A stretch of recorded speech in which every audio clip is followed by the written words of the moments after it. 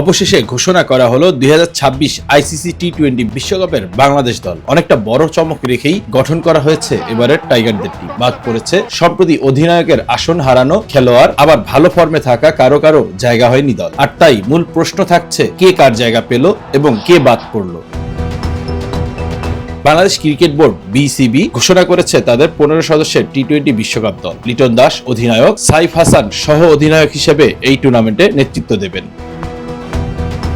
তবে কিছু বড় পরিবর্তন এসেছে। বাদ পড়েছেন wicket keeper batsman Jaker Ali এবং চলমান বিপিএল এ দুর্দান্ত ফর্মে থাকা নাজমুল হোসেন। এদের সহ 2024 টি-20 বিশ্বকাপের মোট 6 ক্রিকেটার এবারের দলে জায়গা পাননি।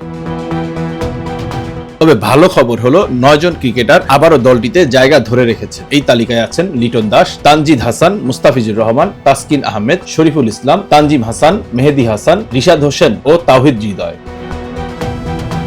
এবারে দলটি বেশ কিছু নতুন মুখ পেয়েছে। জায়গা পেয়েছেন পারভেজ হোসেন, সাইফুদ্দিন, সাইফ হাসান, শামীম হোসেন, নুরুল হাসান এবং নাসুম আহমেদ। তারা এখন বাংলাদেশের বিশ্বকাপ অভিযানে নতুন শক্তি হিসাবে দেখা যাবে। 2026 সালের টি-20 বিশ্বকাপে গ্রুপ সিতে বাংলাদেশের প্রতিপক্ষ হবে ওয়েস্ট ইন্ডিজ, ইংল্যান্ড, ইতালি ও নেপাল। আগামী 7 ফেব্রুয়ারি 20 দল নিয়ে শুরু হবে এই তুমুল প্রতিযোগিতা, যেখানে বাংলাদেশের প্রথম ম্যাচ হওয়ার কথা রয়েছে কলকাতার ইডেন গার্ডেনে ওয়েস্ট ইন্ডিজের বিরুদ্ধে। বাংলাদেশের পরবর্তী 3টি ম্যাচের 2টো কলকাতায় এবং 1টি মুম্বাইতে হওয়ার কথা রয়েছে। তাই ক্রিকেট প্রেমীদের জন্য একটি উত্তেজনাপূর্ণ বিশ্বকাপ অপেক্ষা করছে। এখন সবার নজর থাকবে এই দলটির পারফরম্যান্সের দিকে। কে পাবে বিশ্বকাপ ট্রফি, সেখানে বাংলাদেশের পারফরম্যান্সই বা কি হবে। Bangla affairs news desk.